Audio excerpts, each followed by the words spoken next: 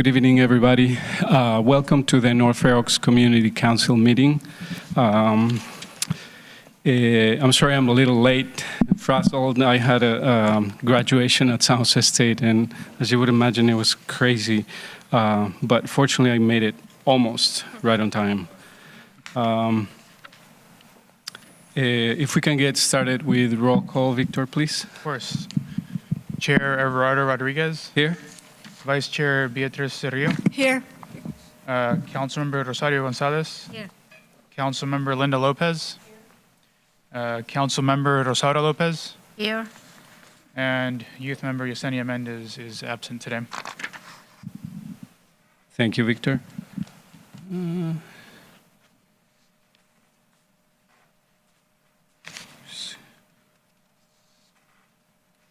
And we will proceed with public comment. Anyone may speak up to 2 minutes on any topic not on the agenda tonight.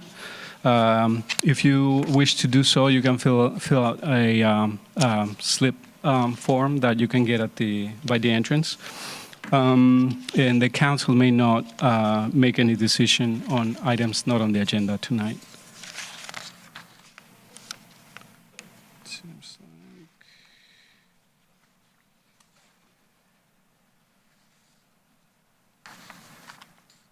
Is it Jim Egan?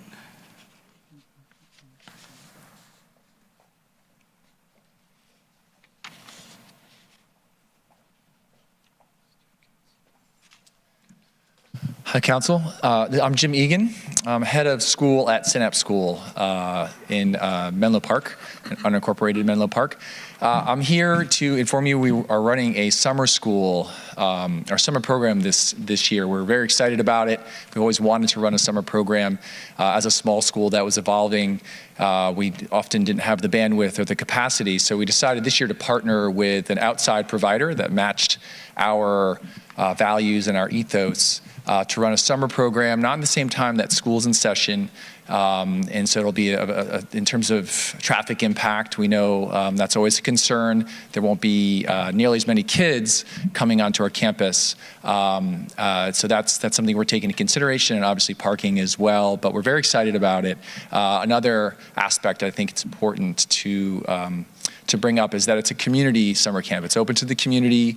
We also have scholarships available for the local community, and so it's not a camp that's just for the Synapse School kids. And we hope it's going to be a great outreach effort into North Fair Oaks and into really our small localized neighborhood. So we're really excited about it. So we're just here to inform you.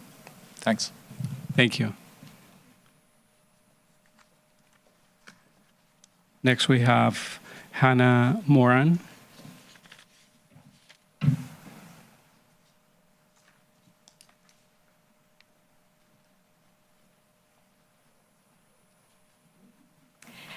Hi, my name is Hannah Moran, and the camp that Jim was just speaking about, I'll be the director of that camp. Previously, we were at Encinal Elementary in Menlo Park, and this year they couldn't have us back, so we'll be headed over to Synapse. And so it's great, we have Emily here, and she'll be talking a little bit more about our camp in general, but I just wanted to say a little bit about what I do at camp. So I'm the director of the summer program, which lasts about 9 weeks, but I actually work year-round to make this camp happen. So I'll be there all day, every day during summer, but we work year-round to work on operations, to really make sure everything's running smoothly, to work on outreach. And then also during the fall and spring, we're able to do things with the community. So although this will be our first summer in North Fair Oaks, really looking forward to fall and spring and what we can bring to the community. Previously, like when working at Encinal, we've been able to host movie nights for the community where they could just come in, and date nights, and that's something we just provide. And so just so we can really stay connected, and so that it's not just about summer camp, but we're also building community throughout the year. And so that's sort of what makes me really excited about being here and learning more about North Fair Oaks. So, yeah. Thank you. Next, we have Emily Fall.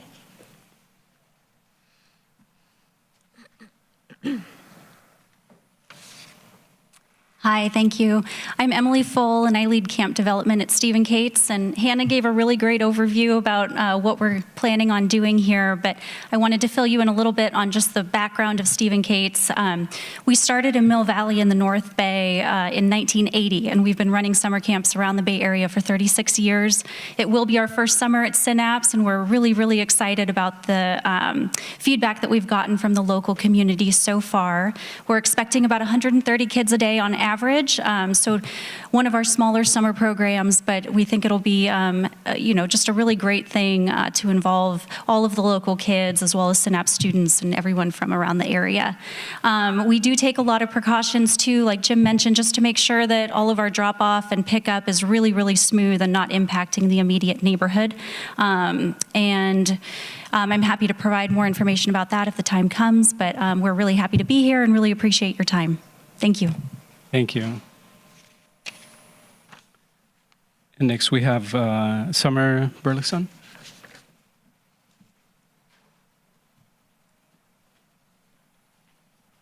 Good evening, Council. My name is Summer Burleson. I'm a project planner with the San Mateo County Planning and Building Department, and I'm here to just announce and call your attention to a notice that the County Planning and Building Department issued on May 17th, last Thursday, to the council members tonight, as well as the community near the Synapse School relative to the summer camp that's proposed at Synapse School.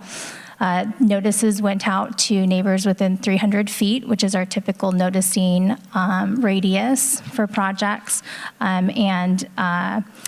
The notice includes details of the camp operation, and we are requesting comments or accepting comments through Wednesday, May 30th.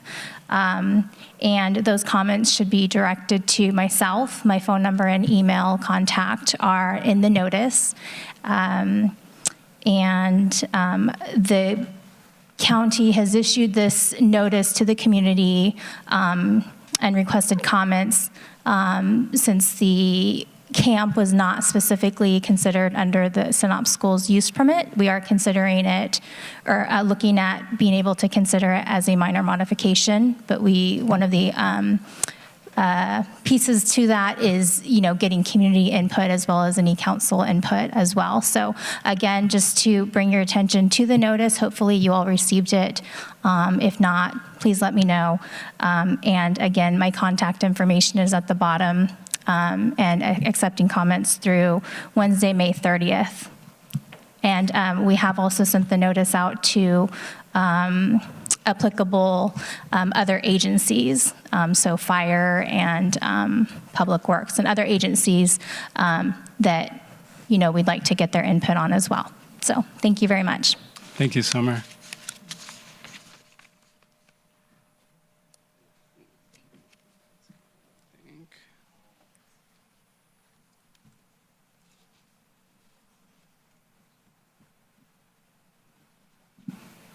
The next item is the North Fair Oaks Community Council recommendation on the proposed flavor tobacco ban.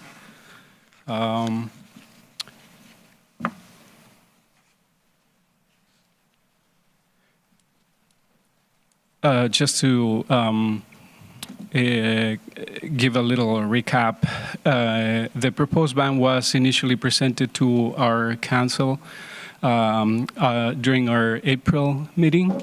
And subsequently, there was a study session last week. Some of you were here and would remember that discussion. We have had 2 presentations so far from county staff from the health department, received public comment at the same time, and had an opportunity to ask questions in regards to this ordinance. As a result, our council tonight has been asked to make a recommendation about this ordinance for the Board of Supervisors. we will have an opportunity to discuss the ban as the council, and afterwards we'll receive public comment.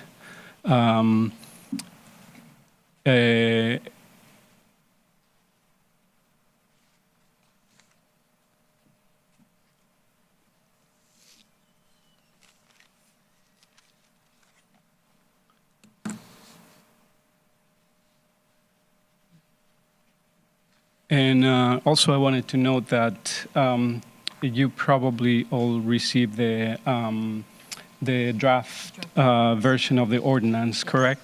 Beatrice? Correct. Okay, that's good.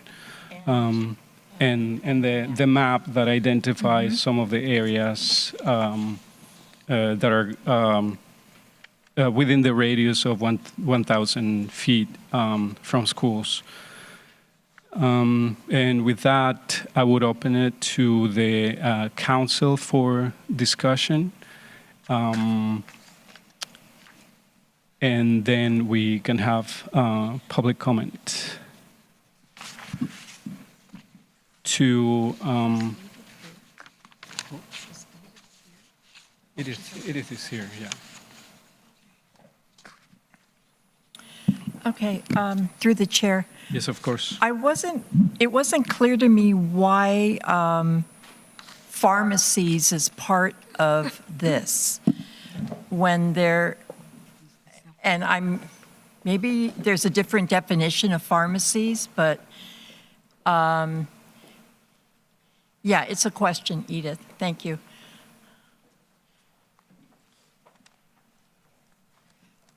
Because there was no data regarding pharmacies. I just want to know, why is that part of this ordinance?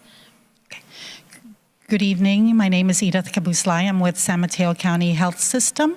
Through the chair, as the Board of Supervisors was considering what policies it wanted to consider, one of the things that was brought to their attention was the fact that pharmacies that sell tobacco, we believe, do not hold up their function or their purpose as being a health-serving organization.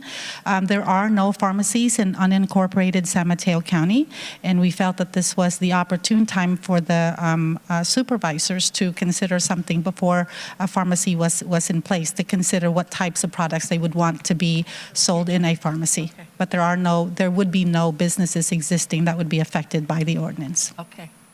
Okay, thank you. That explains it. Another question I had, Edith, maybe you should just stay there. I'm sorry, through the chair. Yes, of course. The statistics, on the breakdown on the demographic statistics, are those nationwide? Demographic statistics specific Yeah, you did. to... In the ordinance, there's a breakdown on the certain minority groups are disproportionately using the flavored tobacco products. Those would be national statistics, yes. Okay, and so do we have any and I think I know I brought this up at the last meeting. Why do we not have local statistics? So every 3 or 4 years, the health system, in partnership with the local healthcare districts, conducts what is called the Health and Quality of Life Survey, where phone calls are made randomly to phone numbers in San Mateo County as well as in Santa Clara County in this partnership. One of the challenges of surveys like that would be finding the appropriate number of people to participate. So we struggle with surveys and having enough people participate in them. And so the best way that we can make sure that we have statistically significant data is if we have larger organizations at higher levels conduct those types of surveys for us, because we just don't have the resources in San Mateo County to be able to conduct a survey at the level of detail that would be needed in order to be able to make this locally specific. So the Health and Quality of Life Survey is the best that we have, and that survey struggles to get adequate number of people to participate. Thank you.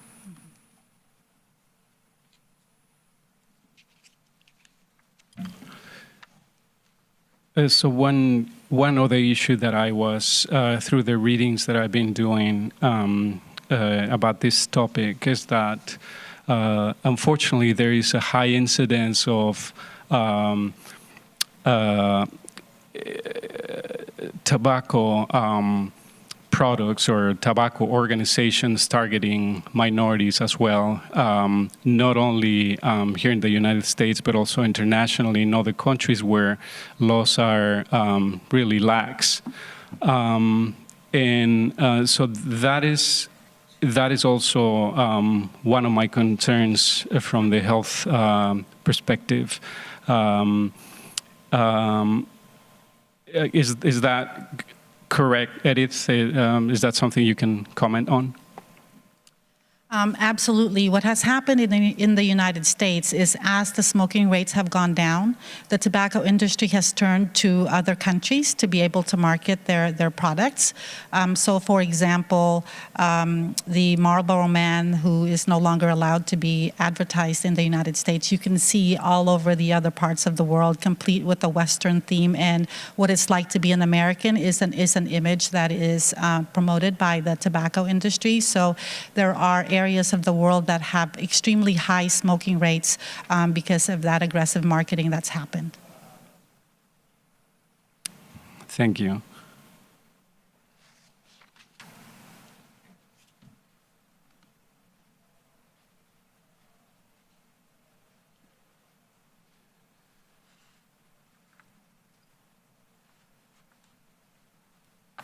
And so I guess, this issue is contentious in this particular community because on the one hand you have the businesses that are in favor of continuing the sales of tobacco products, but on the other hand you have this community that is really different from other communities, particularly cities who are who have a different governmental structure than what we have here in an unincorporated area.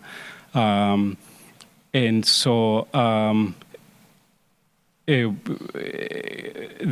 one of the concerns, again, is that it is really difficult to find a balance between not affecting the small businesses in North Fair Oaks, but at the same time providing protection, particularly to the youth, but also to adults, given that according to the medical statistics, tobacco use is highly addictive and difficult to get rid of that habit. But I think that it would be important to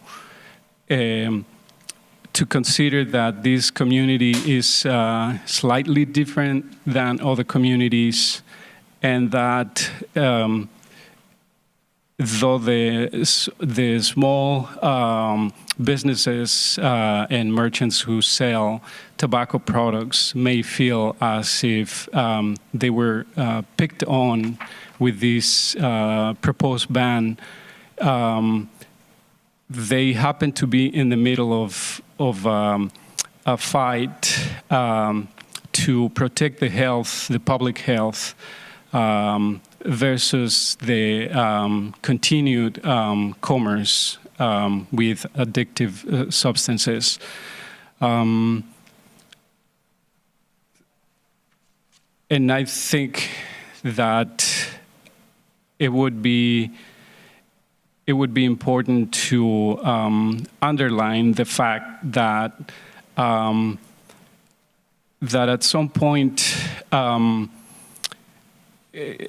difficult decisions need to be made, and many times governments have these alternatives to promote particular measures that prohibit certain products because they happen to be so unhealthy for the general population.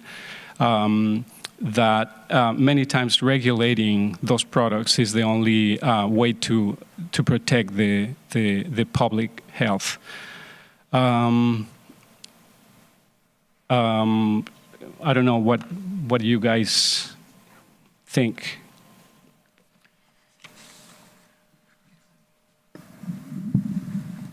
Yeah, through the chair. Of course. Yeah, I have a question regarding the in the page number 4, the enforcement. The health system is going to enforce the in case this is going to pass the ordinance. So, what procedure are you going to take to do that? And how often do you going to inspect the places where if they are selling or not selling flavored tobacco?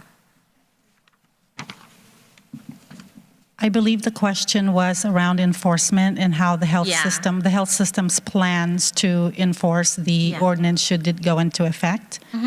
So our initial intent would be to make sure that all affected retailers are informed of the ordinance passage, if that should pass, to let them know that that's going to happen and when it would go into effect.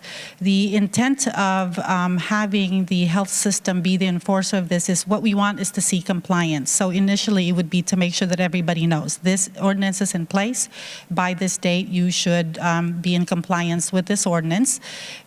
Our Environmental Health Services Division goes out and does inspections of retail establishments. And so as part of their regular inspection, that is something that it would be part of their tool, questions to answer. Also, our coalition members are out in the community all the time, and when they see stores that sell products that they shouldn't be selling, they report that to the health system. And what we tend to do when we hear from members of the public, whether they're members of the coalition or not, is to contact the establishment and let them know that the ordinance is in place and that they should be in compliance. And is there something that we can do to help them be in compliance? And then if they continue to be non-compliant, we would alert our Environmental Health Services Division that this organization has been informed that the ordinance is in place. They have been informed that they need to be in compliance, and they have continued not to be in compliance. So how often do you going to do the inspection?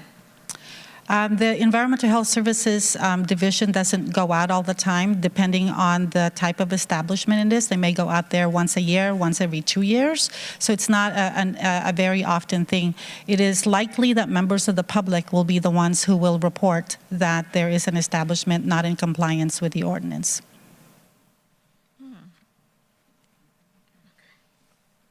Thank you. I think what's missing from this proposed ordinance is the education piece.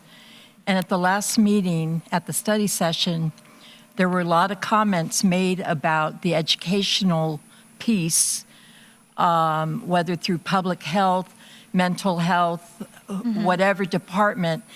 And it's still missing for me. I mean, this is an ordinance very specific. It's a proposed new regulation, but where's the other piece? Council received a lot of communications from retailers and vendors, and they even speak to the educational piece. So why isn't it here? Why aren't we looking at that? That's one question, Edith.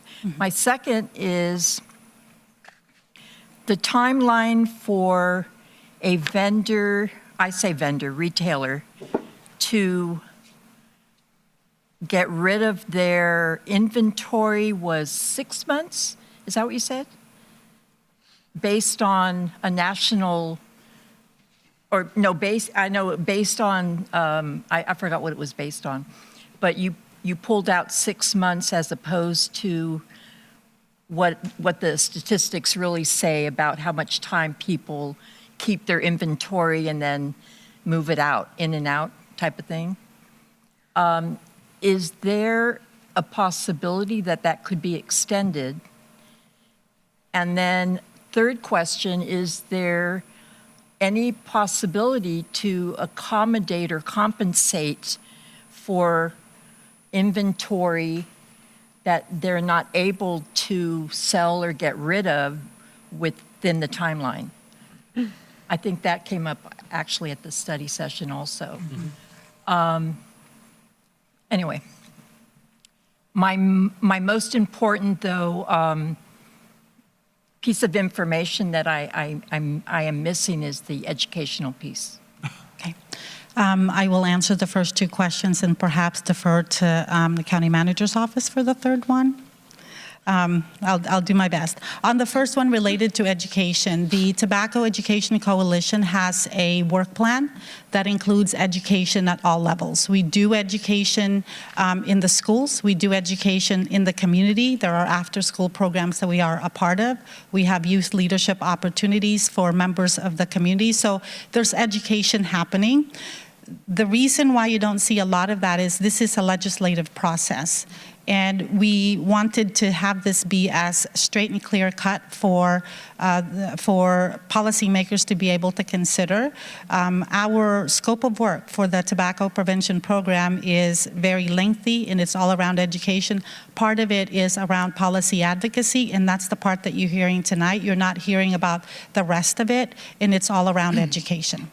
We do media education, we do education of policymakers like we would this evening, and we do education of individuals in the community. So you're pretty confident that what exists today is going to cover that need? For education? Yes. We are confident in Are you San gonna Mateo expand County it, or- that folks in San Mateo County, for the most part, know that tobacco is a hazardous substance for them. What we are trying to do is build an environment around individuals so that they make the healthy choice. So that was the first question. The second question was around the timeline, the 6-month timeline. The 6-month timeline is something that other jurisdictions, there have been 15 jurisdictions in California that have enacted a similar policy to this. 13 of them are in Northern California. This would be the first one in San Mateo County.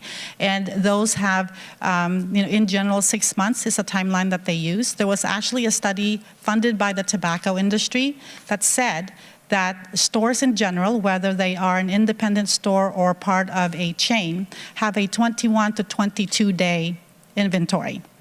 If that study found you to have 27 days of inventory or more, you are considered over-inventoried. So it was felt by the people who were considering this ordinance that 6 months was a fair amount of time, given that inventory tends to be 3 weeks, certainly less than a month. So I'm not sure what other statistics there might be, but that was a statistic that we went to. The tobacco industry, those are numbers that they have gone and researched themselves. And then the third question around compensation, I believe the county manager's office responded to this at the study session. So through the chair, if I may attempt to answer that. In looking at this as the 6-month period, this will be coming to the board for a vote in June. So it actually would extend beyond that 6-month period. Retailers would be on notice at that board meeting, whichever way the board decided to go. So they would have in excess of 6 months to get rid of that inventory. Additionally, from a practical standpoint, I think it would be very difficult to track, when that inventory was purchased, given that it does look like it's less than a month typically of inventory that retailers do hold. But it would potentially give retailers an opportunity to stock up on it and then have the county buy it at the end. We certainly wouldn't want to be in a situation like that. We feel that over 6 months to sell the product is more than enough time to make sure that they don't suffer any losses for inventory on hand. To the chair. Yes, go ahead, To Rosario. follow your question about the education. Can you I get your mic a little closer? Maybe more please? closer. Thank you. Yeah. To follow up your mass still. Take this one out. Yeah. Great, thank you. Yeah. to follow up Linda's question about the education, I feel like it's something separate from what you are doing about education, or you want to create something new according to this new ordinance. Also, something I would like to make sure is if we are going to have, the mental health program and prevention program after, if, this ordinance can be approved. That's your question? Yeah. Okay. So this is not a separate program from our perspective. The way that we Okay. look at tobacco prevention is it's like a puzzle. It's got different parts. So there's a part where we educate the individual about the impacts of tobacco on their health. There's a part where we educate the family about potentially parents smoking with children present, especially if children have asthma or something like that.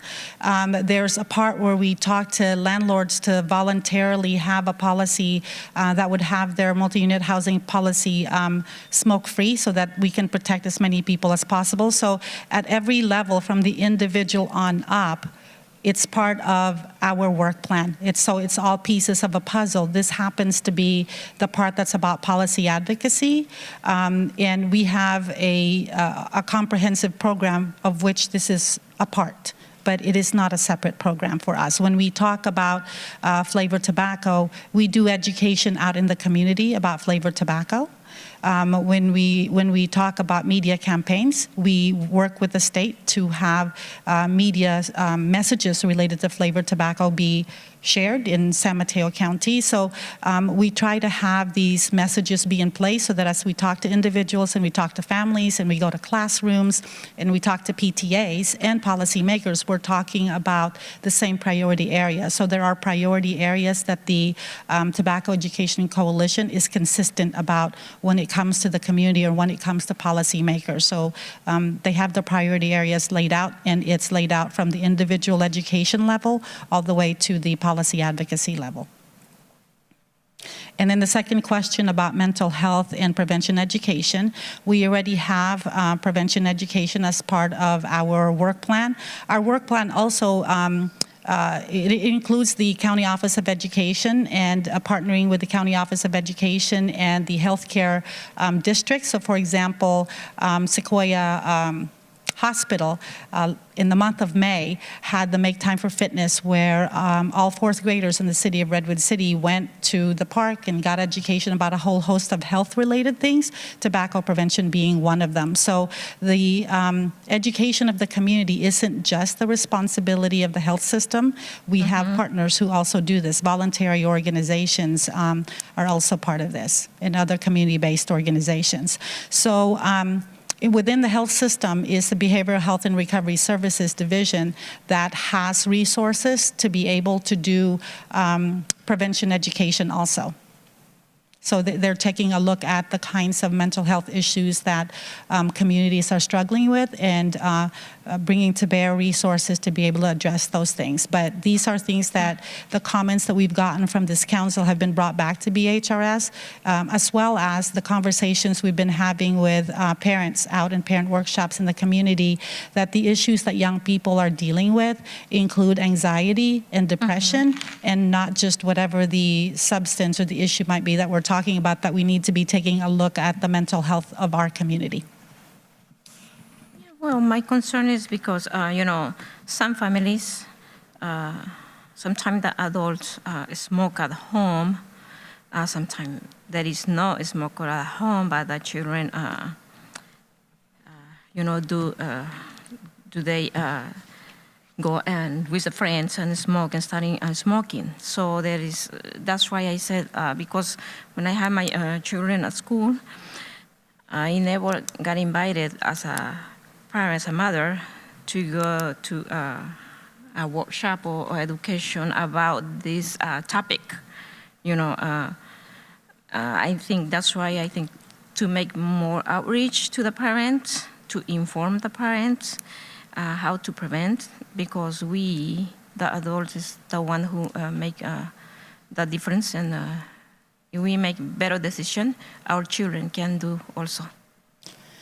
We absolutely That's my belief. agree. We absolutely agree with you. And not just on the tobacco issue, but a whole host of issues. We know that parents have a tremendously important role in the decisions that their children make, and that they need to be part of the education campaign that we have.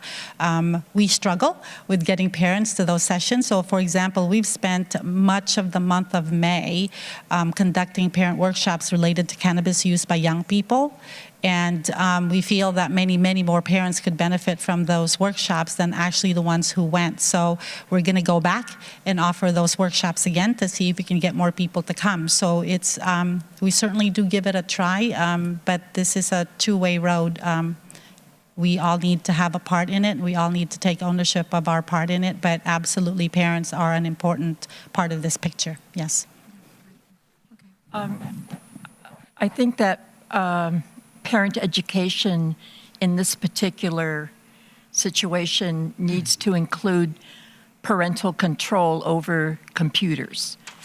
Because if in fact our youth are also going online, I don't know where they're getting the money. Somebody's card, I guess, I don't know, unless they're working. But even that, you can't pay cash on computer. You have to do that electronically. So anyway, I'm just suggesting that parental control on to get to the buying habits of the kids in regards to flavored tobacco, or those, what do you call those things? You had all those examples, like it looked like a like the vape. I guess they're called vapor sticks, or I don't know all the names. No, you had one that looked like a, what do you call Inhaler? that? No, the little thing you stick in there. Thumb drive. A flashcard. Right, Was it right, drives? right. Oh, Yeah. So, and I remember, and you probably remember what our youth council woman had spoken regarding the use of, purchase on computer purchasing. So, anyway. Absolutely. One of the things that we're taking a look at, because we know this issue goes beyond tobacco, we're taking a look at the social determinants of health, and those are the factors that contribute to the decisions that people make. So this isn't just about young people deciding to use tobacco on their own. This is, as you mentioned, the amount of screen time that they spend their time on. So the things, and if we worked on the amount of time that young people spend in front of a screen, we're going to be addressing more than just tobacco. We're going to be addressing a whole host of things like bullying and, things like that. So definitely media literacy and screen time are things that we want to be able to talk to folks about. And those are some of the social determinants of health that we know are connected to tobacco and connected to more than just tobacco. So that is something that people are taking a look at.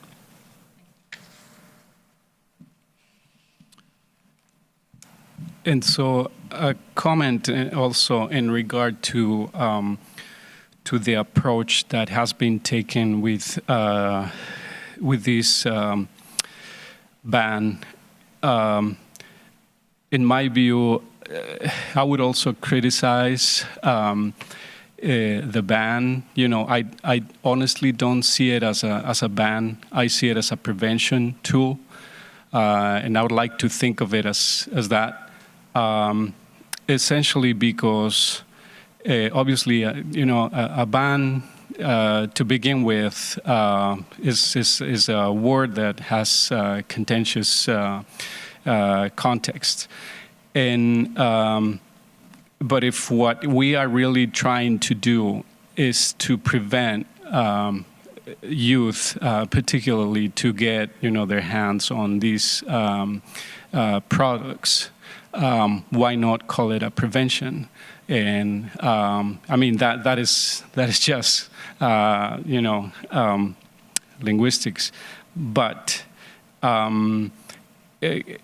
A good case that comes to mind that is sort of similar is the the ban of motorcycle helmets. I used to have a motorcycle, and I don't like wearing helmets. Never did. In fact, I sold my motorcycle because I just don't like the helmet. But I understand that it is a security feature, and it was made a requirement, it was made a law, particularly because of the high number of deaths associated with not carrying a helmet. Now, another similar thing would be the seatbelt, right? Which we all know that saves lives in automobile accidents.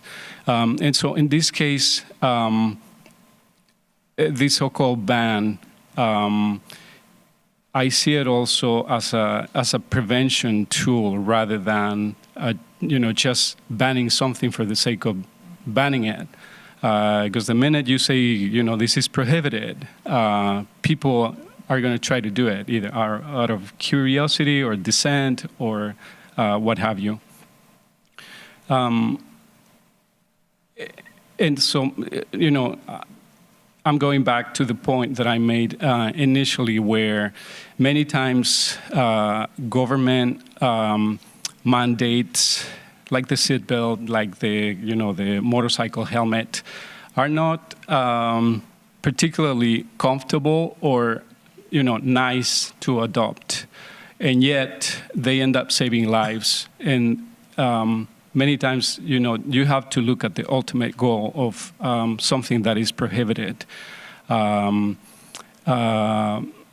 so that would be my criticism also to the form this proposal was written as well.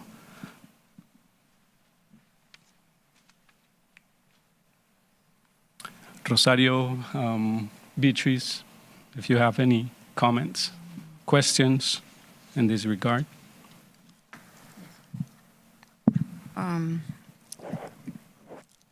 If you remember that in the study session, the youth board member, Yesenia, was saying that most of the youth, they don't go to the stores and buy these things. So who's going to enforce selling inside the schools?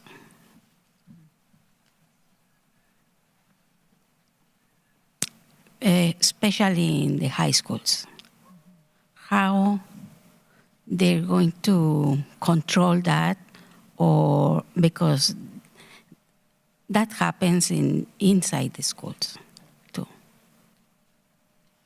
So in our partnership with the County Office of Education, each of the school districts and each of the schools have a policy around tobacco use, drug use, with a set of steps on what the consequences are if a young person is caught using or in possession of things that they should not have. So those policies are in place. Those policies are being enforced depending on the schools. In general, there is a person in general in many of the schools, especially the high schools, that tends to be a vice principal or two who would be responsible for enforcing those types of policies. But in general, within the school setting, the school district has jurisdiction over how it's going to address youth use of whatever banned product might be. Do you have information or statistics how much is the sellings inside the schools? See, how often or how big is the business inside the schools?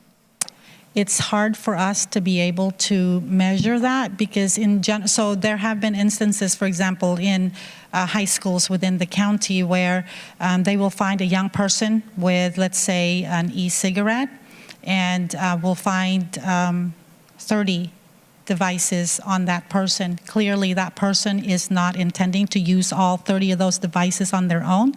They're intending to pass that on to other folks. But it's hard for us to quantify that because every school is going to be different in how it enforces its policies and whether or not it even keeps track of how many students it disciplined for different things. So that is something we're trying to work with the schools on to get a better handle of how much of this is happening within school boundaries, so that we can maybe help the school system be able to address those. But it's a difficult thing to quantify.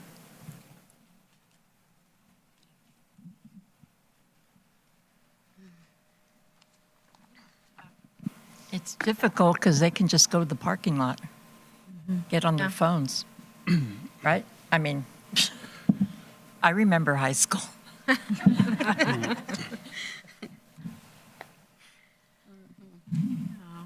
Where there's a will, there's a way. That's correct. But I will say that, although that is, that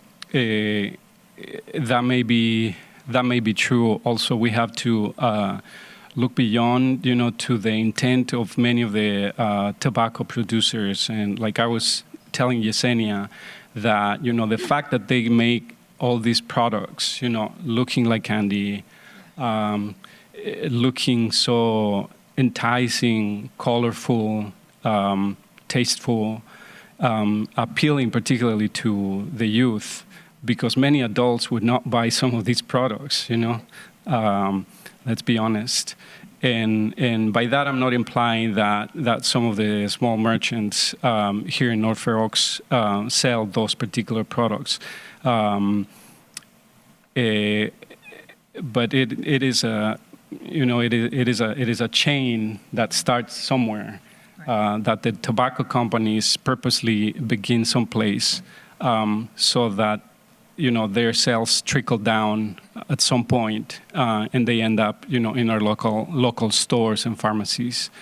So that is the issue, and whoever sells these products in schools, high schools, etc., they get those products somewhere.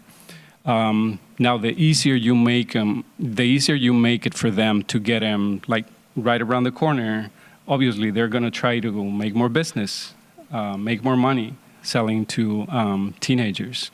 If they have more difficulty finding those products, their sales will slow down a bit, and therefore maybe you could prevent, some addictions. So that is, I think, the intent with this proposed ban.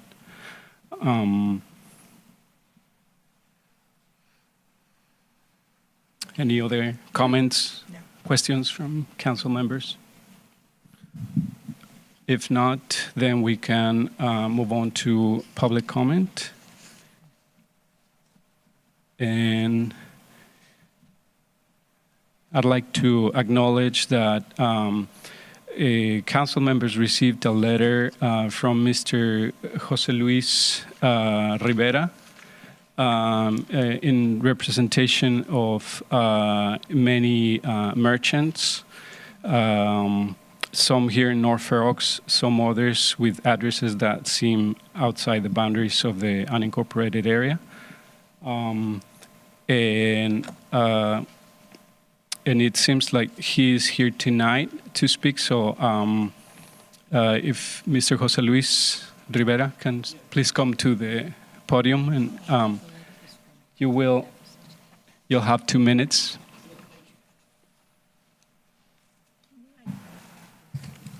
And if you could state your name and identify if you are a retailer and if you live in North Fair Oaks. No, my name is Jose Luis Rivera. I live in Redwood City, and I've worked with some retailers as a I don't know how to say, in fixing the stores. My concern is specifically that, and to be fast, is only do you think that this ban will solve the problem? I think that a ban like this does not solve the problem if only moves or take it to another place. Also, this ban, I think it will reduce the sales of the retailers, which I am very familiar and concerned.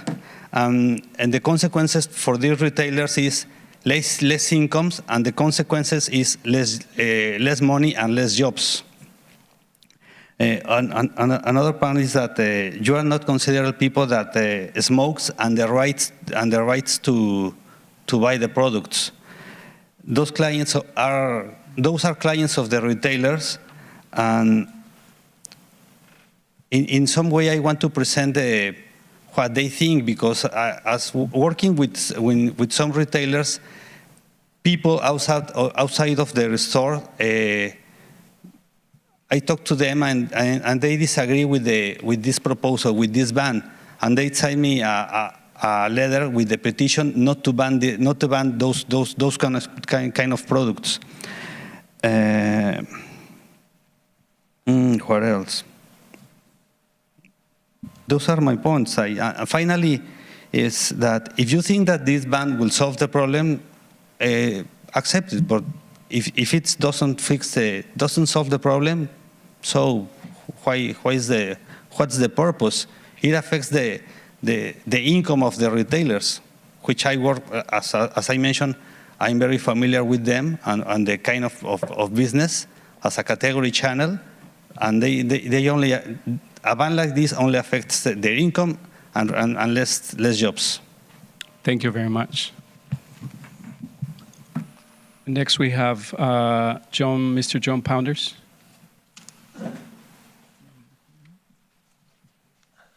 Hello, Council. My name is John Pounders. We've spoken numerous times on this subject. I'm a retailer, and I've sat here and listened and been to all these meetings, heard the health department's side. I guess in my last 2 minutes of comment here, that letter was supposed to come from me. I was the one who signed that letter. It was signed with the other retailers. My hope is that this council will make some amendments to that ordinance. You guys have a tremendous amount of power within this community and this county. And I think my hopes as a retailer was that my time coming in here and having conversations with everybody and giving our side of this proposal, that there would be some sort of give and take on it. So what I'm asking is leave the menthol part of the ban in there. I mean, remove the vaping. That's what these kids are using. They're vaping. We don't even sell those products. I have a hard time figuring out who are selling these products. They're sold online. Kids, that's their entry level to it. When you talk to young people, and I don't think we've interviewed enough young people to find this out, the bottom line is they'll tell you smoking's not cool. Vaping is cool. Using a Juul is cool. The ban on menthol is affecting a lot of people that are legally smoking this. And the bottom line is this, it's by hurting me financially, by taking this item and moving that profit to 7-Eleven directly across the street, or a business 1 block down the street, that's exactly where my customers will go when they come in and I say, I can't sell this. You're hurting me as a retailer, but you are also hurting my 6 employees that live in North Fair Oaks and their families, because you're going to affect my ability to pay my employees.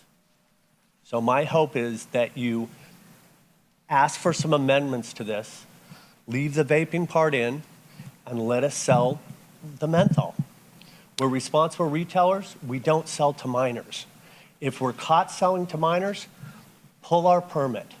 Don't allow us to sell cigarettes. I thank you for your time. Thank you, Mr. Pounders. Next, we have Liz Pounders. Yes, good evening, Council. Thank you. I'm Liz Pounders, and I'm wife of John Pounders. And as he explained, we are retailers. And I urge you to oppose the proposed ban on flavored tobacco products. It unfairly targets retailers, responsible retailers. Doesn't accomplish the goal that we all have, which is to prevent youth and adults from smoking or using these tobacco products that we've seen in the presentation. It only displaces the problem.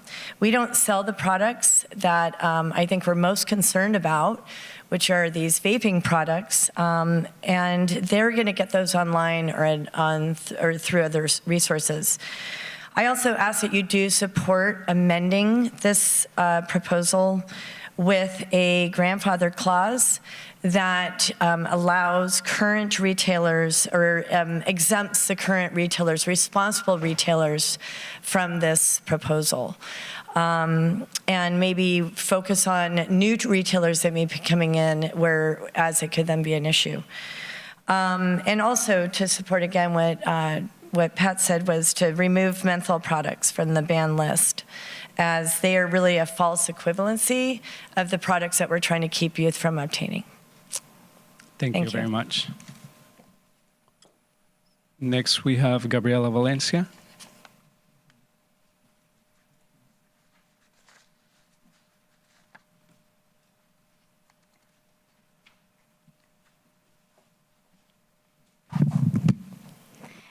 Good evening. My name is Gabriela Valencia. I have lived in North Fair Oaks for more than 20 years. I'm a nurse and I work in the local clinic at Fair Oaks Health Center down the street from us. I support the proposed ordinance to prohibit the sale of flavored tobacco products and the sale of any tobacco products at pharmacies. I believe it's important to establish a basic fact, and that is that has been proven by science that any tobacco product is harmful to human health. It's also important to point out that it is the responsibility of all of us in society to protect the most vulnerable among us. And the packaging of flavored tobacco products can easily be confused with juice boxes or candy or other products that are mainly marketed to children. By prohibiting the sale of these products, we would be making them less accessible in our community, and I think that's a good thing. And although it wouldn't be a quick fix for this problem, I think it's a step in the right direction. I urge the North Fair Oaks Council members to vote in favor of this ordinance. Thank you. Thank you. Next, we have Jaime Rojas.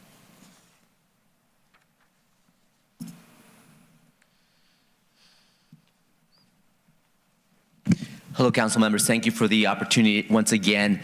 I represent the National Association of Tobacco Outlets, and there's inconsistencies in the presentation done by Tobacco Control. We talk about big tobacco, Marlboro Man in the United States and internationally now going. Nothing in the ordinance talks about anything hurting big tobacco. We also heard last time about the Tres Leches flavor, the Big Bear honey flavor products. Our retailers don't sell those. Probably 97 of them don't even sell any of that products. And talk about, the presentation was given that a child at home, which an adult bought, took this product. Nothing in the ordinance talks about what happens to the adults who then give these products to youth. So now you have big tobacco, you have adults who buy these products legally, giving them to the youth. None of those two people are being affected, only the retailers. Let me remind you too, the American Lung Association gave this county an A on health. In addition to that, the compliance rate of retailers is 97% of success rate, that they do not sell tobacco. That comes from both the FDA annual review, that comes from the state health department, and that comes from our local county as well. And in addition to that, I want to also discuss, you're absolutely right, Mr. Rodriguez, on the helmet and seatbelts, but that's a state law that goes across. You heard examples from retailers. Across the street, you'll have retailers to be able to sell these products. I ask you to consider two things. To grandfather the retailers who are complying the law, a heavy ordinance already, and two, menthol products, as well as wintergreen, are the tobacco products that we need to carve out as well. Those are tobacco products that are extremely expensive. The sin tax is high. It got increased last year by $2 additional, and bringing in more revenue to health tobacco to give education. So please consider those two things. Protect our retailers who are responsible here in this area, and to carve out that product that they sell. They don't sell Tres Leches flavor. They don't sell the Honey Bear. Those are vaping products. So please consider that. Thank you. Thanks very much. If I may, through the chair, just to address one issue. Of course. It is an actual crime in California to give any tobacco product to a minor. Any adults supplying tobacco to a minor could be charged to misdemeanor 272 of the Penal Code, which is contributing to the delinquency of a minor. Thank you for the clarification. Next, we have Florence Ortiz.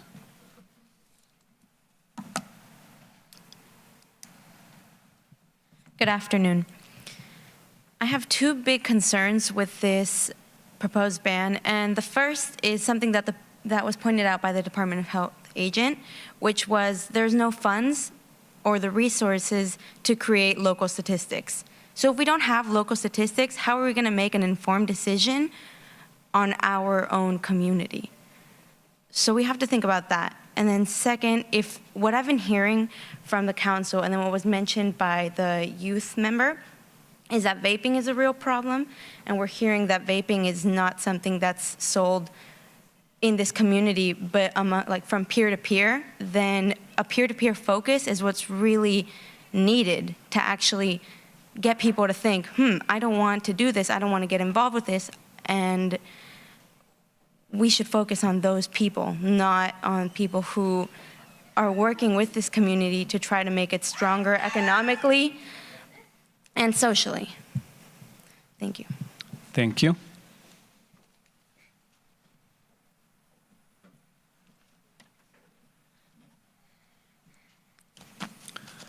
And that's the extent of the public comment.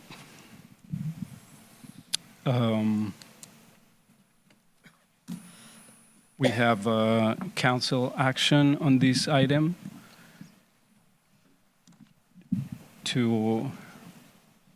oh, she has a comment. Yeah, please do.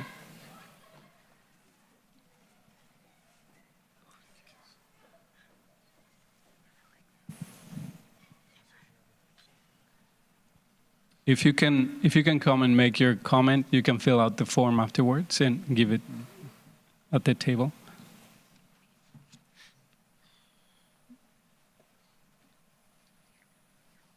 Hello, my name is Rosa Ulloa. I'm a resident here in Redwood City, and I guess I'd have to speak in respect, coming from a mom's perspective, and I would strongly support banning the vaping because I have seen the effects of my own child, who is now 24 years old, and who has been affected by smoking and who has tried numerous times to quit smoking. And it's a very hard addiction to quit. So coming from a parent, seeing this, I mean, I can see the young children going towards the vaping because of the flavors and maybe getting addicted and maybe that leading to something else. And yes, maybe the retailers are considering, oh, well, don't ban this because it's not, we don't sell the vaping products, we sell the tobacco products. Well, you know what? You don't see the long-term effects. My mother suffered from smoking, and you know, there's people, it leads to cancer, and you forget about that. And I think that there's selfish reasons to keep vaping in the retail industry. It's a very strong subject for me. So maybe you don't have this in your home, and I struggle seeing my son suffer with this, but I'm not the only one. And tobacco kills. It leads to cancer. I don't care if it's vaping or cigarettes, it leads to cancer, it leads to other drugs. So please consider that. Thank you. Thank you. Mr. Chair, if I may be allowed to respond to a couple of the questions with your permission? Please do. There was some statements related to statistics about the resources that we have available locally. So we do have local statistics that I have shared in previous meetings about our low adult tobacco use rates at 6.6%. So that's data that comes from San Mateo County. Our youth tobacco use rates are at close to 4%. So we have a very low tobacco use rate. So we do have resources to put towards research here locally.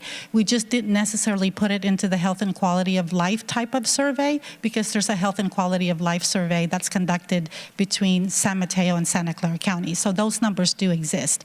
I also wanted to respond to the question about buy rates in sales to minors types of rates. I wanted to share with you, this is publicly available, the Sheriff's Department, the last time they conducted an organized Sting survey in this area of the county was in late 2015, where they, on the same day, conducted surveys in East Palo Alto, Menlo Park, and Redwood City, and that included unincorporated Redwood City. And while we're able to share that in Menlo Park, there was a 10% buy rate, meaning 10% of the stores sold to minors. And in Redwood City, 10% of the stores sold to minors. In unincorporated Menlo Park and unincorporated Redwood City, 20% of the stores sold to minors. So the list that we have of the retailers in this area, some of those retailers have sold to minors in the last Sting survey that was conducted by our own Sheriff's Department. Thank you, Edith.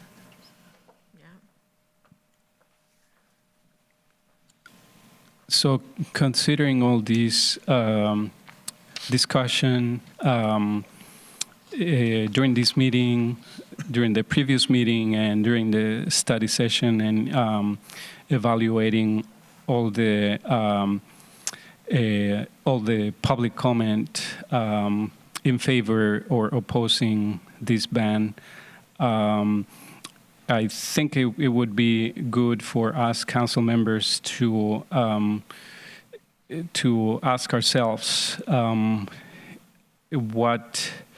what extent we want to make our vote either let things go as they are currently, or to support this ban and try to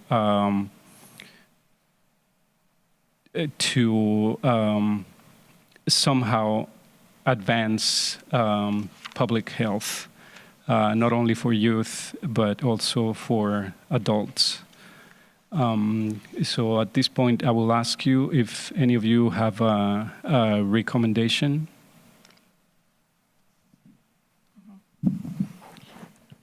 I recommend the North Fair Oaks Community Council, I motion that the North Fair Oaks Community Council support the proposed flavored tobacco ban. Is there a member that can second the motion? I'll second. We have a second. So the North Fair Oaks Community Council votes, I'm sorry, I have to take the count again. I always forget. So those of you in favor of this motion, say yes. Yes. Yes. Yes. Yes. So the ban proposal is supported by the North Fair Oaks Community Council to go to the Board of Supervisors as stated, so that they can continue the work on this particular ban. Okay.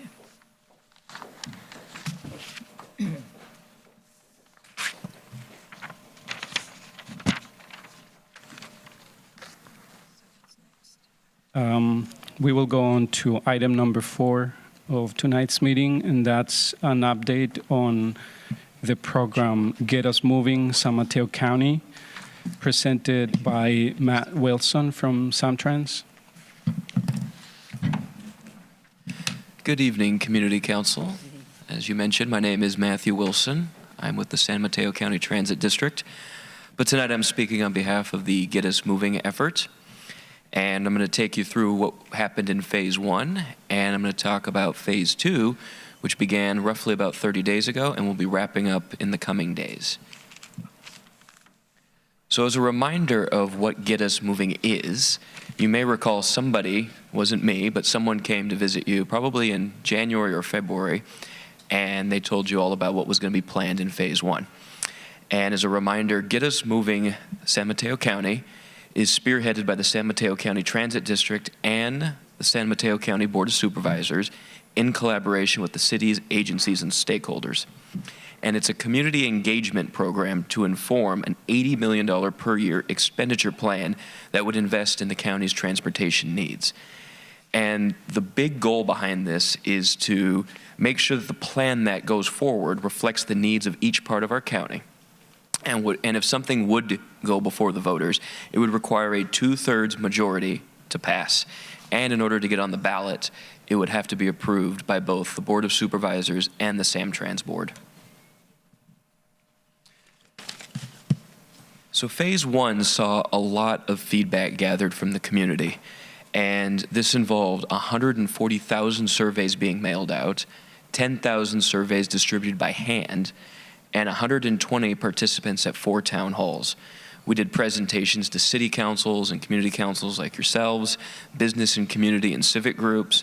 There were 8 stakeholder and technical advisory group meetings. There were commercials, emails, social media, polling data. No stone was left unturned. And we heard from the community and residents in a big way. We got over 14,000 responses, and the folks running this said they were, quote, blown away by this sort of response. And what we heard from the county came back loud and clear, and this word cloud here is kind of a fun way of showing some of the common words and priorities that were expressed throughout the survey process. And we heard over and over again that solving traffic on local streets and highways was a major priority, in addition to fixing potholes and improving transit service throughout the county. And I'm going to mention that over and over again. I'm going to sound like a broken record. So this graph here illustrates what was found in the survey process. This shows the top priorities that were ranked during the surveys. And as I mentioned before, highway traffic, local congestion were big priorities to get solved. In addition to potholes, and if you look at some of these smaller ones, it's kind of hard to see from over there, but if you add up transit mobility and transit for commuters, you'll see that public transit and improving public transit was, in the aggregate, a big priority for a lot of respondents. And this graph here is quite similar to the prior one, but what we did with the survey results is we assigned a point value to each of the top 5 priorities that everyone had. So everyone's top priority received 5 points. Number 2 got 4 points. Number 3 got 3 points, and so on. And they're weighted and measured against one another. And regardless of which graph you see here or which method we used, it's the same story. Solving traffic on highway and local streets, pothole repair, and improved public transit are the key issues we found in the community. And this shows the responses by the cities, and it's broken down by the various portions of the county, the coast side, North County, Mid County, and South County. And this is all the data from who responded and from where and how they responded. So also in Phase 1, in addition to the surveys we did out in the community, there's some scientific polling done. And this was done last year and again this year.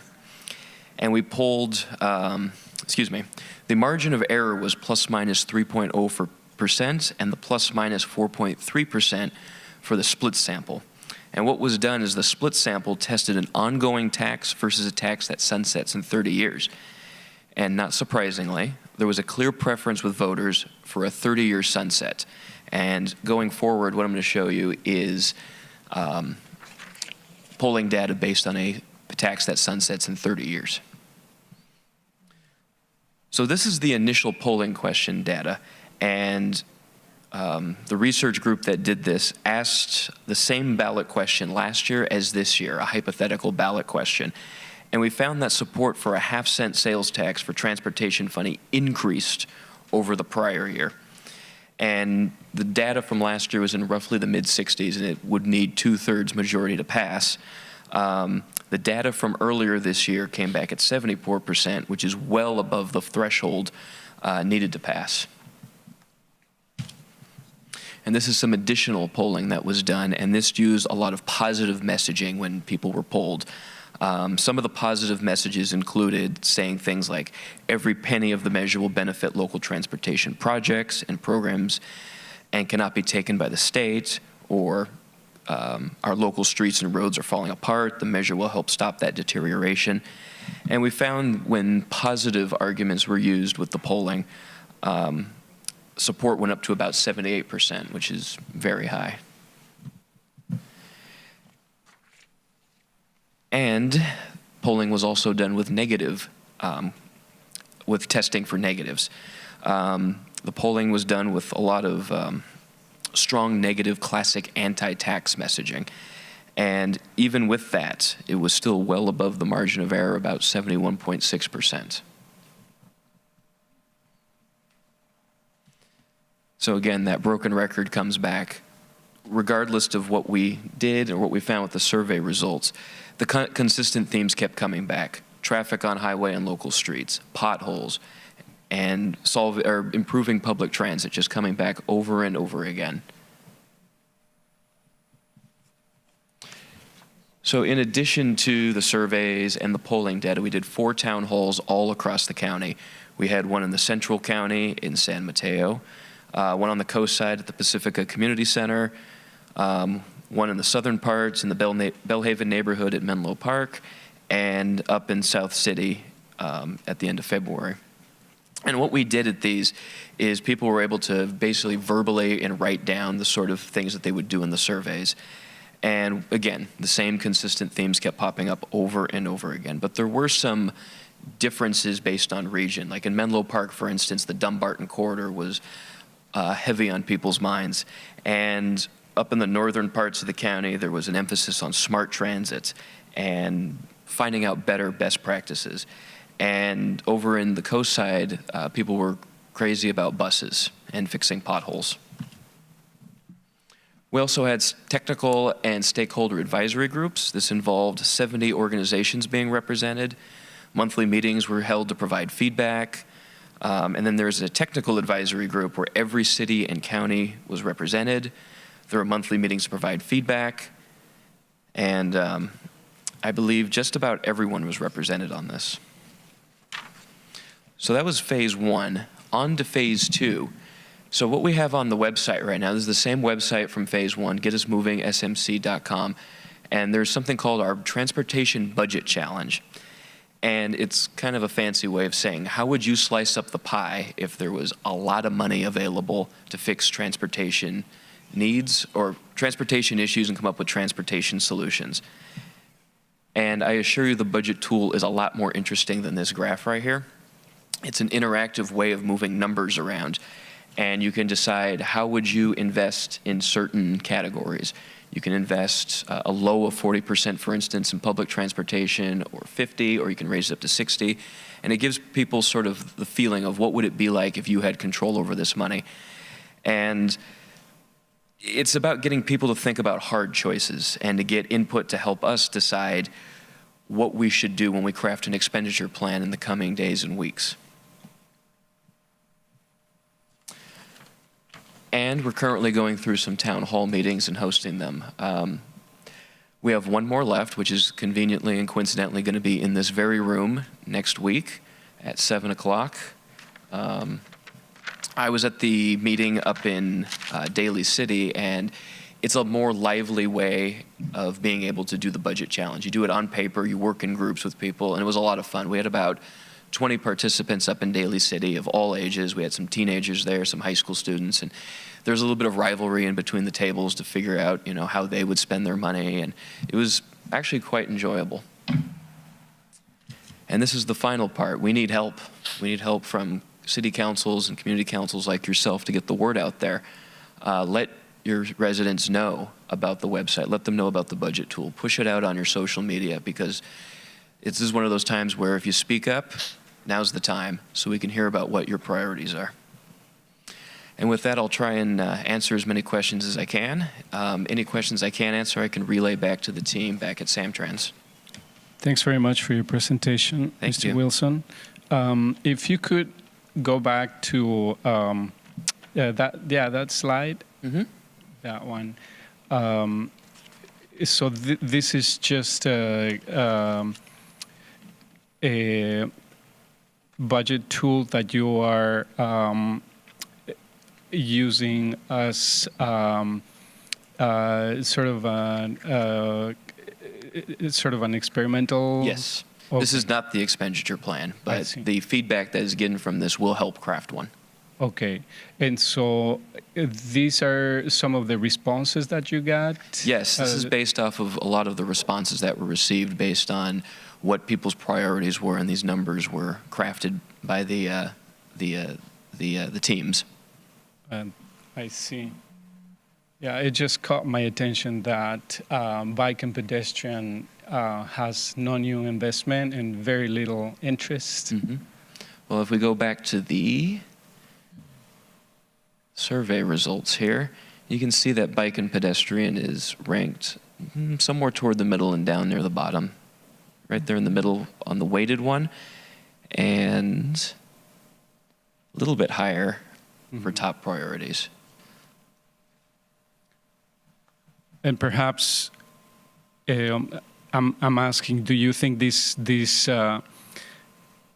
result may be because the public perception or the participants' perception may be that since you're talking about transportation, they may not consider serious transportation walking or riding a bicycle? It's possible. I'm not sure. Yeah. There weren't fields to expand on explanations for the participants on some of Not these? necessarily. Mostly it was, there weren't a lot of long explanations from people. They didn't write, So there were just choices that they were Right. supposed to pick from? Yes. Okay, the questionnaires. Thank you. Through the chair, yeah, Of course. that's kind of contrary to what we hear from the community, and that's a lot of interest in the pedestrian and bike trails and all of that. So that's somewhat contrary to what we're used to seeing. I have a question about that 12 billion unfunded needs identified. Which part? It caught my eye. Keep going.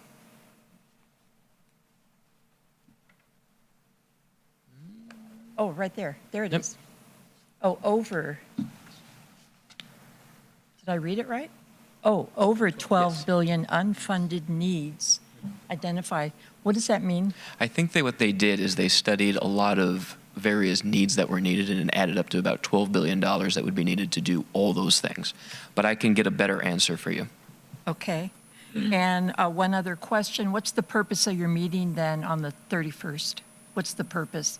What do you hope to walk away with at that meeting? More data and more feedback from residents and the community. It's basically like a live version of the budget tool. Everyone gets to slice up a pie on a big piece of paper, and they decide how they would allocate their funding, like this. And we will take that back and we'll use it for eventually crafting an expenditure plan.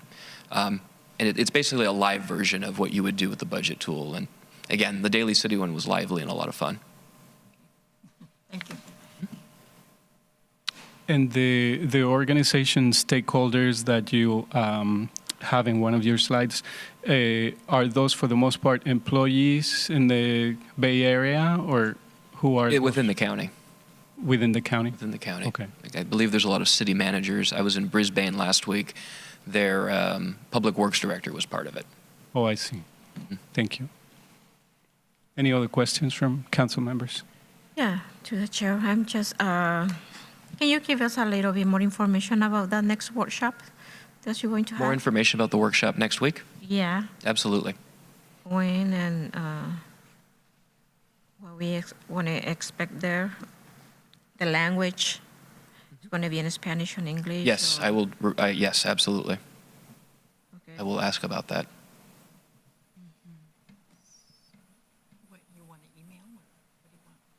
I have a Can question. you tell me a little bit more about that meeting or that workshop? About the workshop that's going to be next week. Yeah. Okay. So what will happen is someone will give a presentation very similar to this, explaining what the Get Us Moving campaign's all about. And then folks will break up into groups. There'll be probably tables laid out here. And the point is for strangers to get together, get to know each other, and take turns deciding how they would carve up the budget. They would do this Yeah. live, and they would actually literally make a pie and divvy up their percentages and explain why.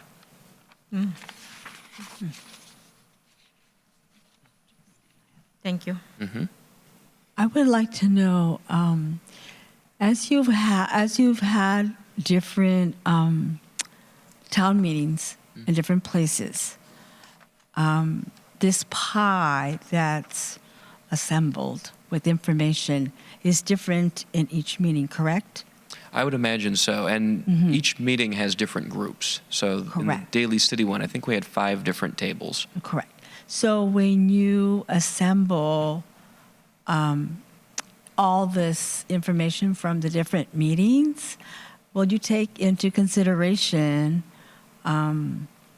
what pockets or communities' needs are?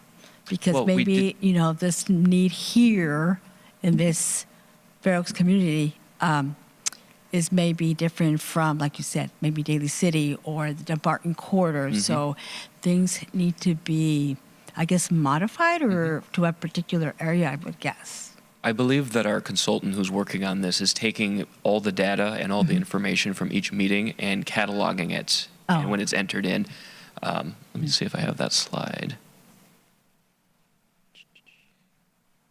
So these were the town halls the first go around, and these were a lot of the things that were heard that were unique to those communities. So they were factored in. Okay, thanks. Thank you very much. Thank you for having me. We look forward to seeing you next Thursday. Yes, thank you.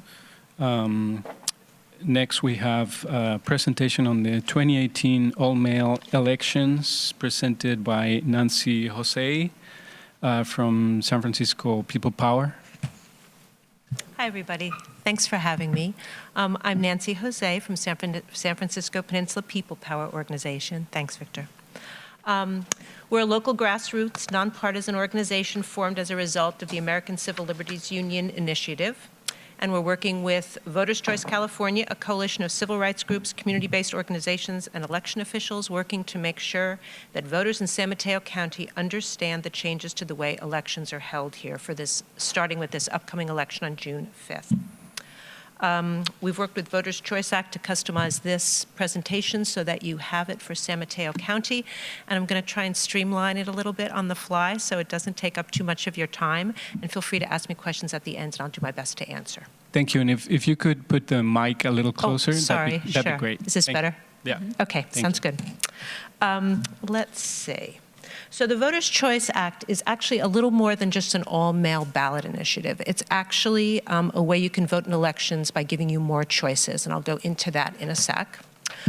San Mateo County will be one of the first California counties to implement the Voters' Choice Act starting with this June's election. And if implemented correctly, the law can vastly improve the convenience for voters, increase turnout, and grow participation in elections to include more of California's diverse demographics. But if people don't know about these changes and they're surprised and that in any way deters them from casting their ballot, then of course that's going to be a problem, and it's the opposite of what this Voting Act is intended to do. So in order for it to be successful, we are among many groups who are trying to spread the word to local communities and to community groups in hopes that they in turn can also make sure that they can spread the word to their constituents.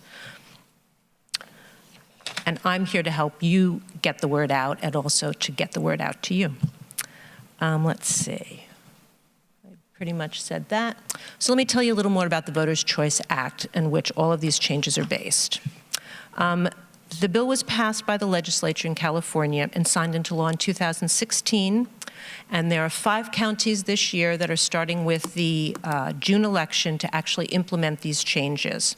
All other counties are retaining kind of the old-fashioned voting way. And the Voters' Choice Act, however, will eventually roll out to all counties in California. The key part of this act to think about is that instead of one polling place, voters are going to be able to vote by mail because everybody's going to be sent a ballot whether they request it or not. And they can now go to any ballot drop-off box or to any vote center, which will be open for between 3 and 29 days before Election Day. So that's part of the effort to try and expand the convenience and the ability for people to vote more at a time that might suit them better than a single day and a single polling place. So let me give you a little more detail. Under the new system, starting again with this June primary, June 5th, every registered voter will receive a ballot in the mail. And in point of fact, everyone has received a ballot. The ballots went out about the 5th to the 7th of this month. So everyone in the county got a ballot, whether they requested an absentee ballot or a mail-in ballot or not. The traditional neighborhood polling places will disappear. But in their place, there will be something called vote centers, which will be a more robust, fewer of them, but a more robust area for services. And I'll go into the services in a bit. Voters can choose when and how they vote with these measures. They can mail back the ballot with the postage-paid envelope as soon as they get it or whenever it's convenient. They can drop it off at a secure drop-off box, and I'll go into that in more detail in a bit. They'll be able to vote in person still if they want to, and also register to vote at any vote center. There'll be a total of 39 vote centers once they all open in the county. The vote centers will be open on a rolling basis. I'll go over that in a second. And as I said, you'll end up with 39 vote centers, and voters can drop a ballot off at any vote center in the county, which is kind of a big deal. There's fewer of the vote centers relative to polling places, but you can now vote anywhere in the county at these vote centers. But only in this county, because other counties contiguous to ours have not started this program yet.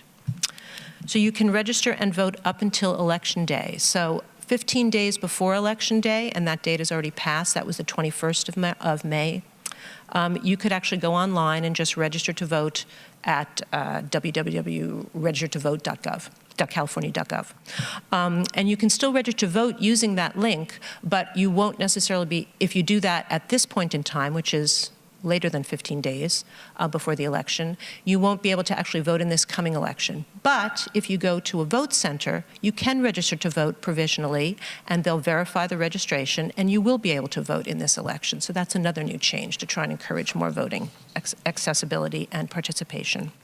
So why are we doing the change? The changes are designed to really meet the needs of modern life and at the same time help people to be able to make it easier to vote, to get out more votes. You can choose how you vote, whether you vote by mail, a ballot drop-off box, or a vote center. You choose what works best for you. You can choose when you vote. So instead of just one day to vote, as I said, you can mail it or use a ballot drop-off box starting a month before the election. Places are already open. Vote centers are already open. Ballot boxes are already out, drop-off boxes, so that people can already be doing this. You've got a 29-day period, including some weekends, to be able to go to a specified vote center. And that ends on Election Day. Election Day is the last day, of course, when all these things will be open. You can choose where you vote. You can choose when you vote, what time you vote, and you get the support you need because vote centers will now have staff that's trained more extensively than the old poll workers to assist voters, including providing assistance in multiple languages and helping voters with disability so that they can vote privately and independently. Okay. So I mentioned vote centers in San Mateo County.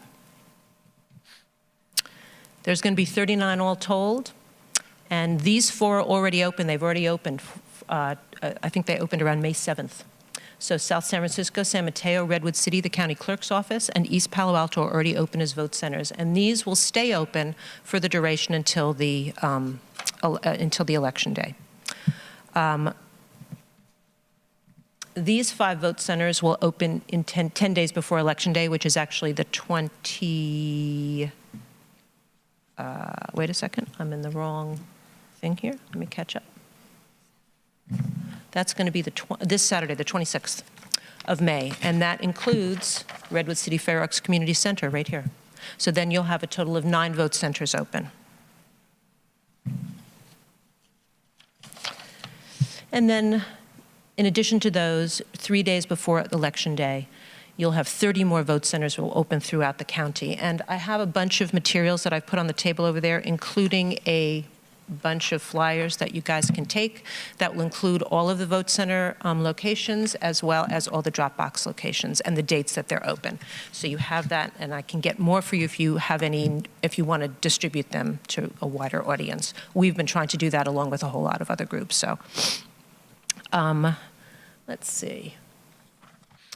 Okay, we've talked about this pretty much already. You get the idea that it's a rolling number of vote centers that open, so it gets more and more convenient over time. Registering to vote is also pretty easy. I already mentioned basically that you can register to vote up to and including Election Day. Starting now, for instance, if you can't vote on, well, you can register to vote online, but not for this coming election, so you'd want to go to a vote center. A little bit about ballot drop-off boxes. In addition to putting your ballot in the mail, there's going to be 29 secure ballot drop-off boxes. 4 of these will be outside and accessible 24 hours a day, making it really easy. The other ones will be located inside buildings, and they'll be available during the normal business hours of the building. And they're going to be monitored and emptied daily. The ballots will be collected daily, so there won't be any chance that they'll be overflowing and you can't use them. So in case you're wondering how ballot drop-off box locations were determined, and in fact, things like how many vote centers do we need were determined, that's all based on the guidelines of the laws in terms of how many registered voters you have. You have to have so many boxes available for so many voters at a certain time during this time span between the election and when the first things opened. So it's all something that has been talked about in advance and figured out in advance. Voting accessibility should increase here with vote centers now. It's going to be easier for people with disabilities who are blind, have vision loss, mobility, dexterity, intellectual developmental disabilities.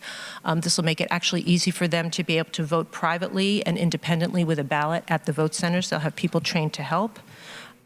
Most vote centers will be staffed by Spanish and Chinese-speaking vote center representatives, so there'll be additional language accessibility as well. Registration and vote by mail. We pretty much went over this. May 7th, ballots were sent out. May 21st, last day you can register online. June 5th is Election Day. Any vote center will be open between 7 a.m. and 8 p.m. And as I said, anyone in this county can go to any vote center that they want to vote in on June 5th, Election Day. June 8th, if you're gonna send in your ballot, you just need to make sure it's postmarked by June 5th. Can you not read? That it needs to be postmarked by June 5th, and it has to be received by the county by June 8th. And that's the only information there. Okay, this is what's already been opened. We've already talked about that. Basically, you probably already have the idea of what you guys can do. Spread the word if it's not spread already. We've tried, and other organizations have tried, including the county, to have lectures, to have events that talk about this kind of thing, to put up posters. I have more flyers here, as I've mentioned. Spread the word as best you can. Obviously, as I said to start with, the whole goal of this Voters' Choice Act is to increase the accessibility and increase the ability for people to vote. But if they don't understand it or they don't know where to go other than their polling place, and they're not really expecting it, they weren't expecting their ballot in the mail, maybe they threw it out, they never saw it, they need to know they can go to a vote center, they can get a new ballot there, they can drop it off still if they like the polling place idea, they can still drop it off there. They can do it easily, they can mail it, they can go to a drop-off box, box. They don't even have to have anybody that they have to meet in person to be able to do it. So they have a lot of different options, and hopefully that will really encourage people to get out there and use their constitutional right to vote. This is something, if you're really interested in diving through all of the information that the county provided the state, there's something called an election administration plan that you can access on the county's website, the county elections office website. This is just to tell you that the county's been trying to do their job by getting out the word via having voter education workshops. They've sent out postcards, and there'll be another one coming saying, don't forget to vote. You should have received your ballot.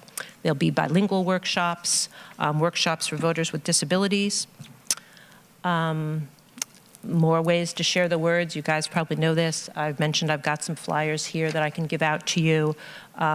Anything you can think of to help, that would be great, because if we can't get the word out, people don't know. Next steps would be to familiarize yourself with where the voting locations will be. I also have a couple of posters, big ones like the ones you have in the lobby in the main part of 2600 here.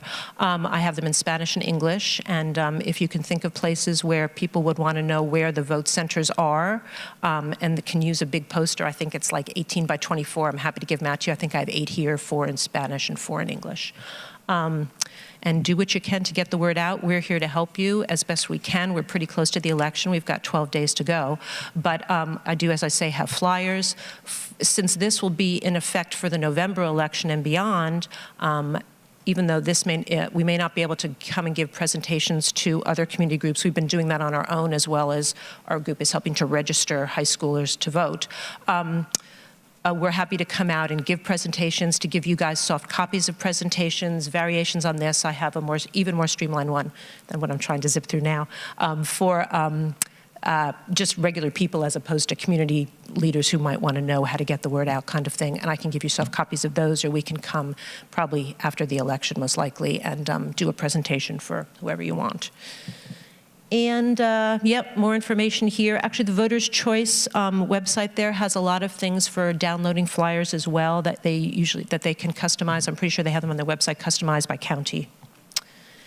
And just kind of more information. So that's it. So let me know if you have any questions, and I'll be happy to try and answer. And if not, I'll see if I can find out the answers and get back to you. Thank you very much for your presentation, Ms. Jose. If council members have questions, please try to be brief. We're running out of time for the next presentation. I have a question. Sure. When you go and vote and register to vote online, it's everything online, or you have to print out the paper and send it by mail? Hold on a minute. I think if you want to register online, what you need is this is what I'm talking about, and I actually have some over here too. You need your California driver's license or California identification card number, the last 4 digits of your social security number, and your date of birth. And that's what you need to register online. Yes, did I answer your question? But at the end, when you're registering, you have to print out any... when you actually go to the polls. Is that what you're asking? No, when you're registering online, you have to print out a paper at the end? No, I don't think you print out the paper. You submit everything. You fill out the form, and you submit it to the county. And then the county verifies the information in that. And then you can actually go back onto the website, this same website, and it actually gives you a link to click on to find out the status of your registration. And I believe the county, although I'm not entirely sure, I believe the county will send you something saying you're registered, but you can also go and find out your status yourself, and that's what I would do. But just remember, if you register online now, you've passed the deadline to be able to vote in the June 5th election, but if you go to a vote center, you still can register to vote there and vote provisionally in the June 5th election. Okay. Did I answer your question? Yes, okay. Thank you. Okay, sure. Anybody else? Thank you again Thanks for very your much. presentation. Thank you. And next we have the Float Park update by Jonathan Gervais from San Mateo County Parks Department. Chair Rodriguez, we're going to have to postpone that he was not able to, Parks representative was not able to make it tonight. So if we could put that off till next month, we'll make sure there's a park representative here to give that update. Thank you. Sounds ideal for tonight. Yeah. In that case, we'll move on to supervisor's report if we have.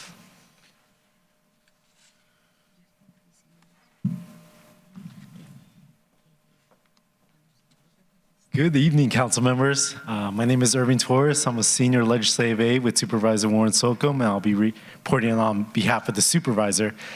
I just have one report to announce to the council members, and that's next Saturday. It's going to be the annual North Fair Oaks Cleanup Day. This is going to be held here at the Fair Oaks Community Center. It's going to start at 9 a.m. It's going to be run about noon, and then afterwards we're going to have a lunch. So feel free to spread the word. We're in need of volunteers. It's a great way to kind of build some community, get to know neighbors, and then also to help to improve the overall quality of life in North Fair Oaks by picking up some trash. So it's going to be next Saturday, June 2nd, right here at the Fair Oaks Community Center. And then FYI, kids and high school students or college students can also get some service credit hours as well. So that's all I have to report tonight. I'd be happy to answer any questions. Thank you, Irving. You have a lot of energy at 9 o'clock. Thank you, Irving. I'm just so passionate about the cleanup day. Yeah, I would just add that unfortunately I'm not going to be able to participate in this cleanout this time because I have a meeting on that particular day at that time. But I've participated previously, and it's really a good opportunity to get to talk to the neighbors and, especially kids who participate. So it is a really nice experience. So I would encourage you, if you have any time, to participate this time around. Thank you very much, Irving. And then just one last thing. So next Tuesday or June 5th at the Board of Supervisors meeting, the board is going to, just FYI, as we continue updating the council members on the flavored tobacco, we'll hope to notify you about the flavored tobacco ordinance that's going to be presented sometime in the future for the to the Board of Supervisors. All right, thank you. Thank you. County manager's report, if we have. Yes, thank you, Chair Rodriguez. Talking about trash and garbage, we are seeing an increase in North Fair Oaks, unfortunately, with our county employees out there. So I just wanted to remind the listening public and anyone here to report anything that you see illegally dumped in North Fair Oaks on SeeClickFix. And just a reminder that it is illegal. It is a crime. We do have cameras out there, and we will prosecute anyone dumping illegally. We've made some great strides, but we still have a ways to go. I would also like to have Victor bring up the mural for that the artwork group has finalized, and we'll have a picture here. Our local artist, Jose Castro, has done, I think, a great job on this. I think it's going to be how pretty. An incredible addition to North Fair Oaks and really a landmark for North Fair Oaks. So this is the final rendition that they would have? That's correct. Councilmember Lopez? Yes. Yeah, okay. Oh, yeah. Okay.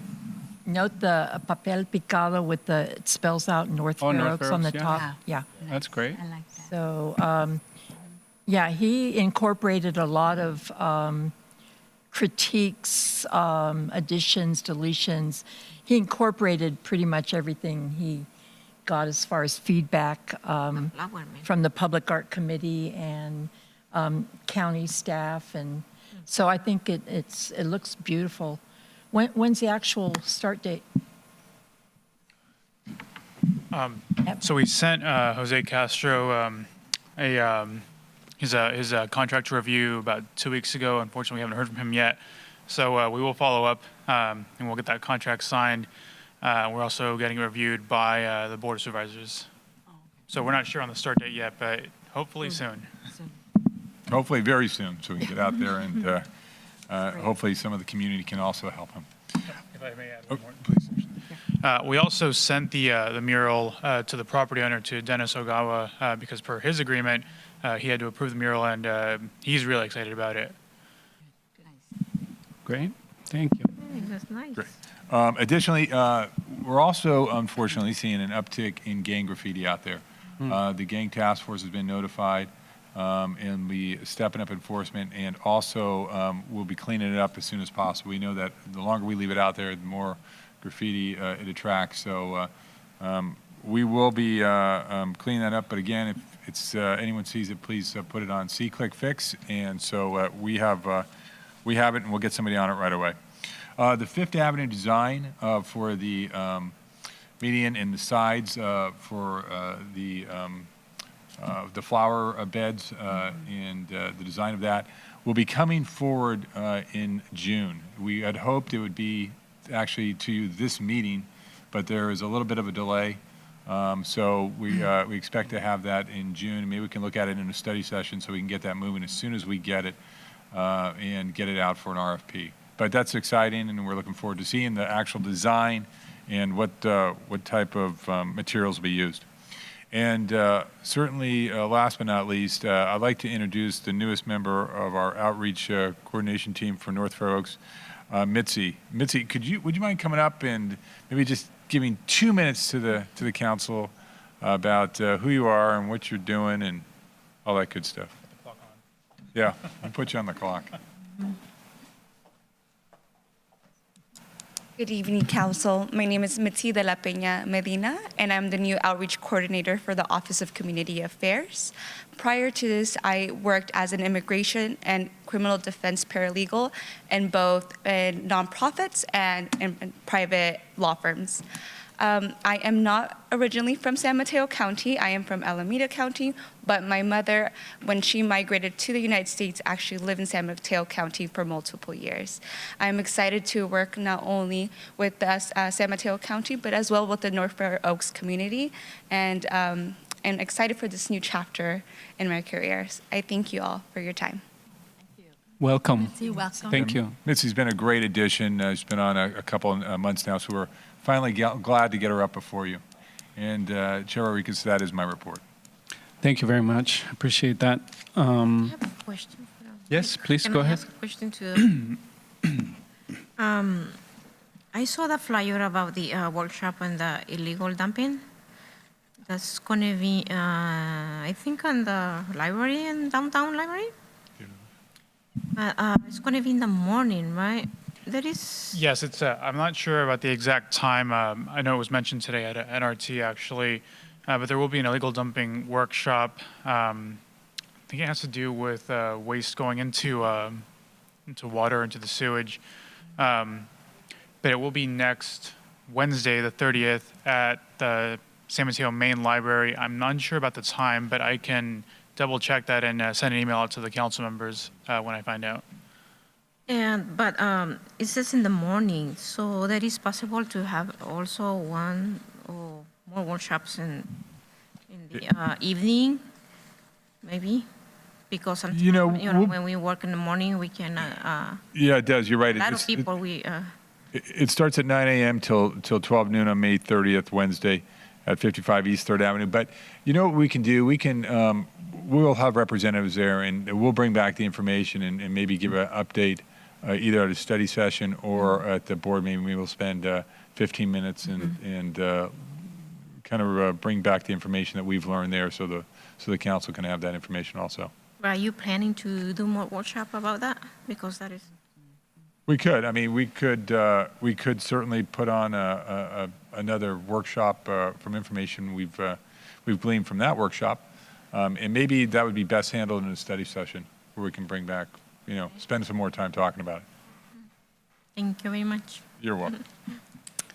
Thanks again. And if there are any council members' reports?